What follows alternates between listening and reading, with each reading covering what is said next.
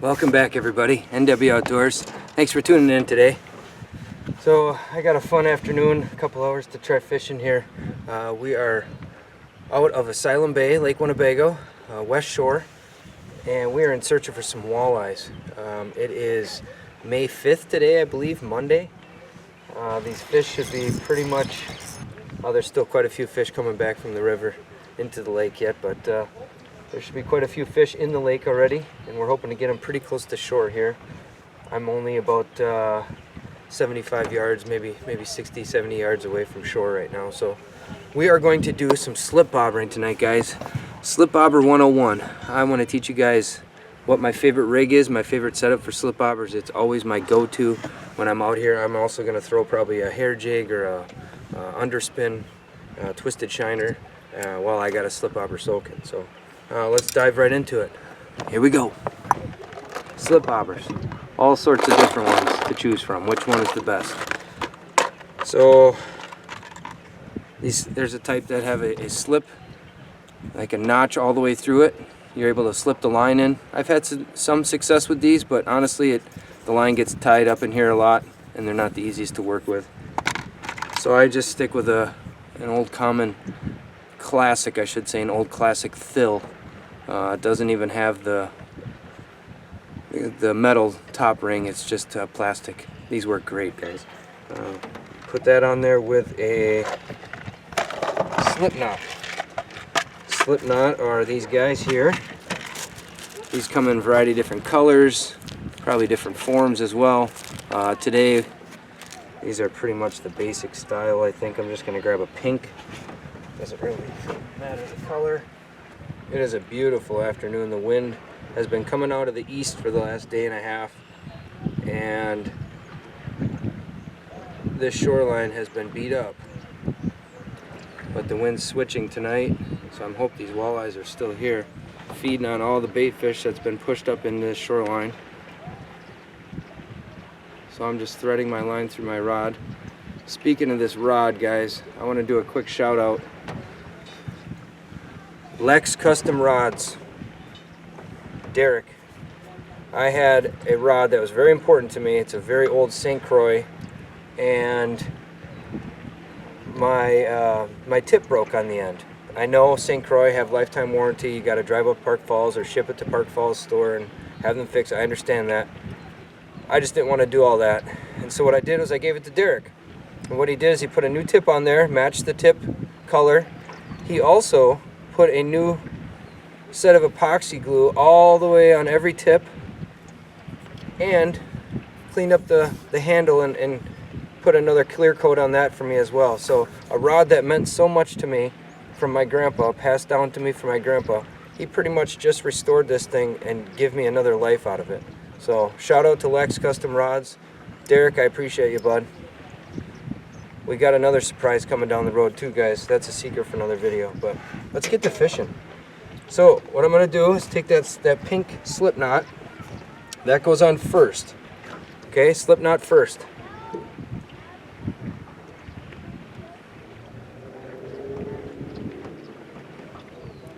And you just slide that off the sleeve. Make sure you put that in the boat.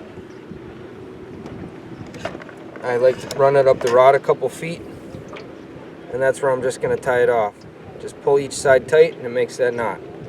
So now I got a spot for my bobber to stop. Now the next step is the bobber.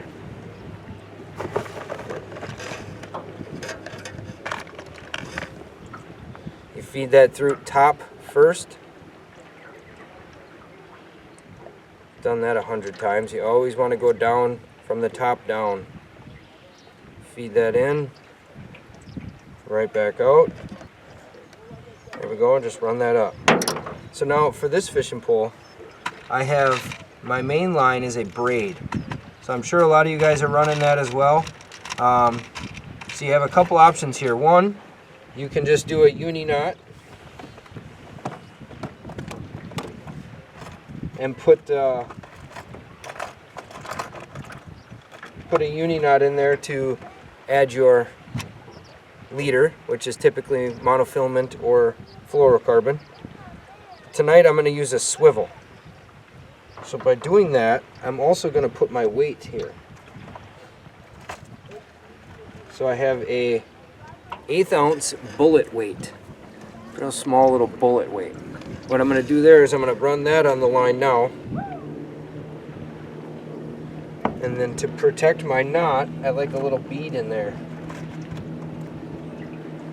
So then I'll put a little tiny bead on, and that's just to protect my knot from the swivel, or from the weight. Because that weight is going to be free and it's going to be smashing into my swivel and my knot while I'm fishing. So we're just going to tie that swivel on now. Alright, now we need a leader. Tonight I am going to use 8-pound test Berkeley Trilene Sensation. This is monofilament. I love monofilament under slip bobbers. Been running it my whole life. And it hasn't let me down yet. We're just tying on that leader now.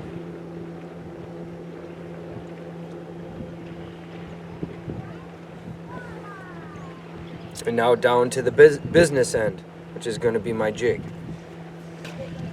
These are going to be custom river jigs that I make, or the live bait mold. I got a few different colors here, but chartreuse and white is always my favorite. What I'm going to do tonight, usually I run a 16th ounce. Tonight I'm going to run a little heavier, just to get down there quicker. So I have a little 1/8 ounce here with a short shank hook for live bait. It's going to look something like that. Just deadly. Okay. That's quite a bit of weight. 1/8 ounce and an 1/8 ounce. That bait's gonna just drop right down into the strike zone. I'm only in about 6 feet of water right here. Kind of the first main shelf off the shoreline. And we are gonna put on a leech and see what happens. So again, you guys have seen me do this trick for slip bobbers, but I have your depth checker for ice fishing. I just put that on the hook, and that's how I tell exactly how deep I got it.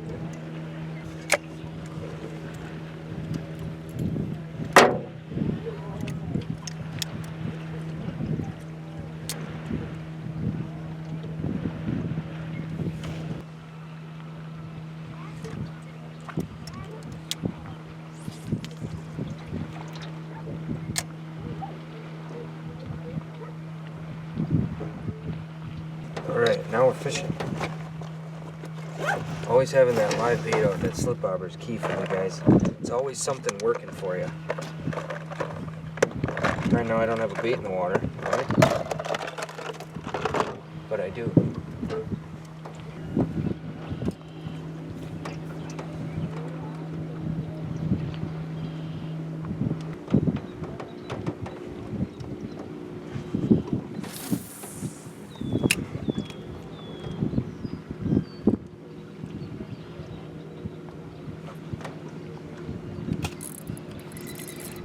That didn't take long. No idea. I think we got a smallmouth here.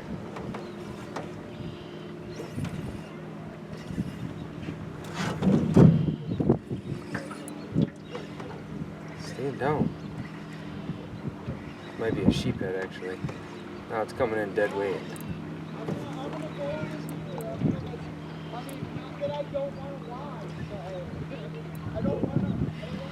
Holy cripes, it's staying down low. What do we got here? Smallmouth? Big smallie? Yep, big smallmouth bass. That's cool.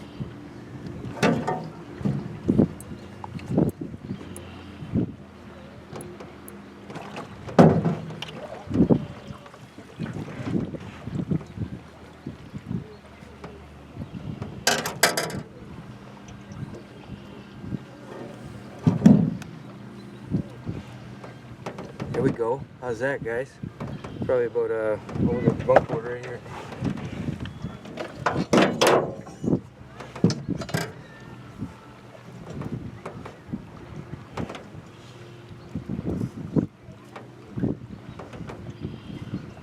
Just shy of 16. That's a beautiful smallmouth. There's my hair jig. Beautiful, Smalley. Beauty. Send her back.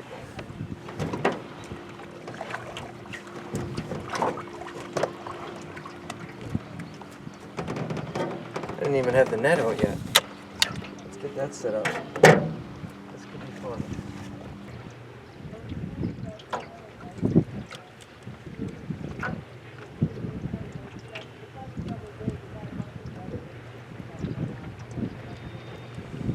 Alright, let's get up to the spot. This was a pre-spot before the spot.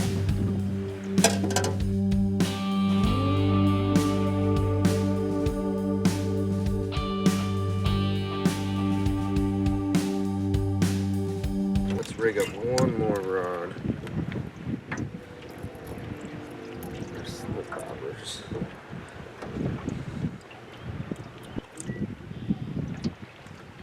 So you don't always necessarily need to use the float, the egg sinker, how it's floating in there like that. So with this one, I didn't have an egg sinker, so I'm simply going to just put a couple of split shots right above the swivel onto my main line. Do 2 of them. So said and done, it's going to look something to this extent, where you got 2 split shots, you got your swivel. We're going to bring that, slip that down a little bit, try to be about 2-3 feet off the bottom. Let's go get in the spot. Here we go. We're back. Move to the tip of the point here. A little deeper too here off each side of me. Now I have probably 4, 5, 6 feet. Alright, we're back, guys. I apologize. I'm not sure where you lost me there, but I just caught a sheephead on a leech.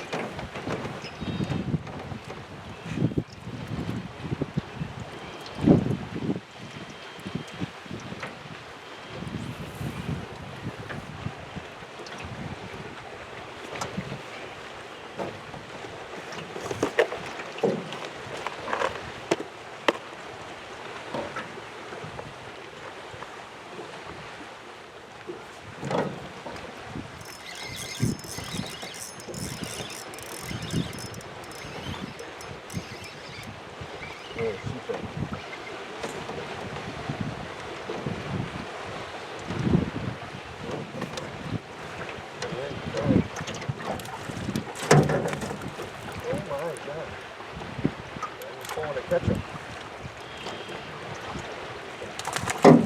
Holy hell. What's going on here? There we go.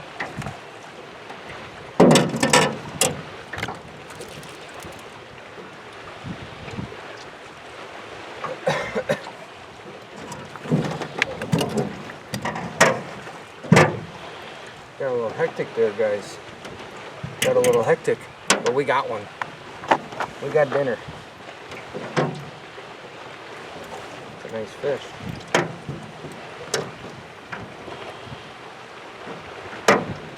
He wasn't coming off.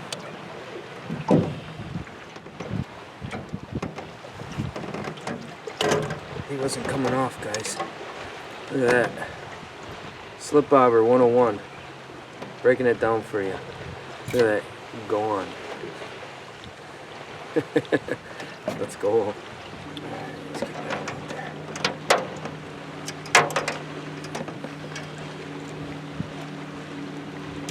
That came on my 1/8 ounce river jig. Right there. Short shank. Something to say about that.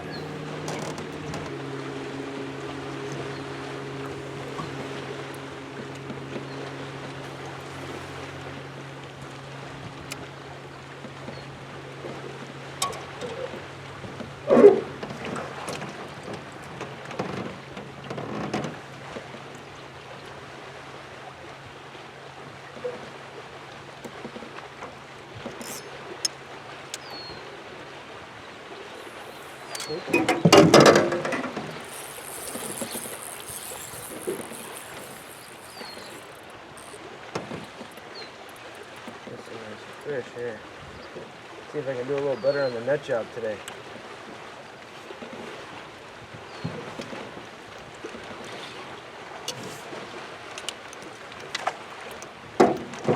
Nope. Maybe. That's two. Let's go.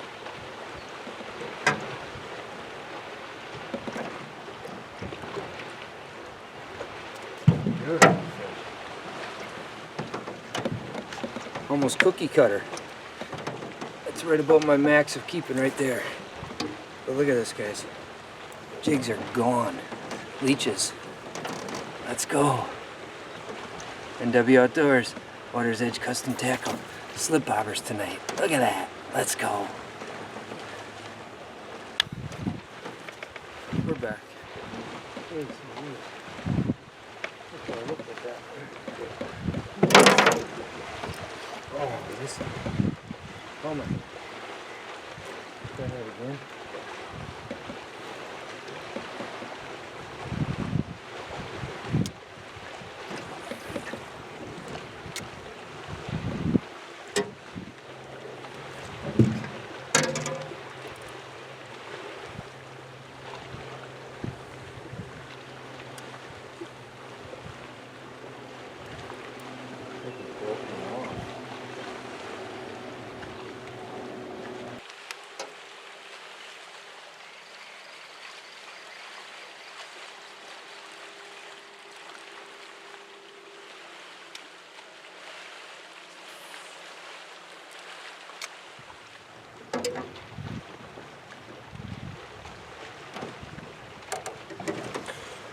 Alright guys, we better close it out. So a little hour and a half session out here on the Lake Winnebago. I didn't have much time to invest in some big catches for the slip bobbers, but hey, I had a blast. I appreciate you guys tuning in. I think we had a good handful of bites that we missed. Just line that I didn't pick up before I set the hook. Pretty common mistake I think a lot of people make with slip bobbers. You got to be real patient, reel that line in, reel that slack in, feel that fish, and then set the hook. I'm always so darn fast about it, but yeah, like I said, about a handful missed opportunities, so we probably should have went home with our limit, but ended up with two real nice ones. Probably right around that 17, 18, maybe a 19 incher. So thanks for tuning in, guys. Slip bobbers 101, Lake Winnebago. Let's go. Thanks for tuning in. Until next time, over and out. What a night! Yes!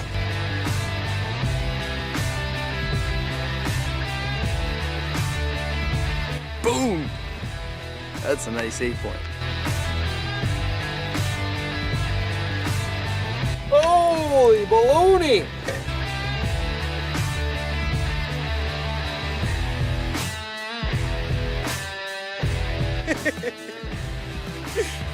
Boom! Look at that.